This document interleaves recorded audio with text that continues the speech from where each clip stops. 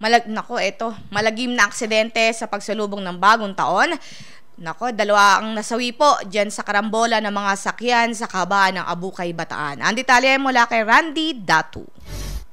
Umabot na sa dalawa ang napaulat na patay kung saan isang malagim na insidente naganap ilang oras bago sumapit ang bagong taon nitong dakong alas 10:30 ng gabi at 31 ng Disyembre matapos magkarambola ang tatlong sasakyan sa bahagi ng kahabaan ng Roman Highway sa bayan ng Abukay, Bataan.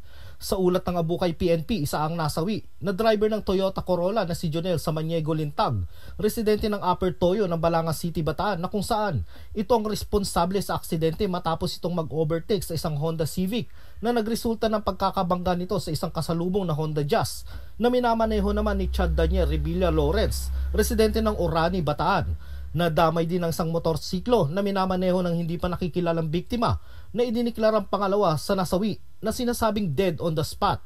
Base pa sa mga nakasaksi sa lugar, napag-alaman na itong Toyota Corolla ay napakabilis ng takbo at nakikipagkarera sa isa pang sasakyan.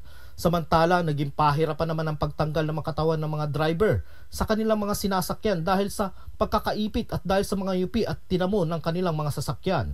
Agad namang naisugod ng mga sangkot sa aksidente ng mga responding rescue medic habang isinasagawa na ganap na malagim na aksidente ilang oras bago sumapit ang bagong taon.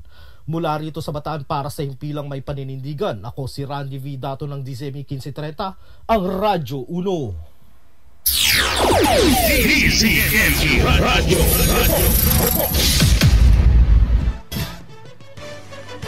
Ayan, maraming salamat sa iyo, Randy Datu.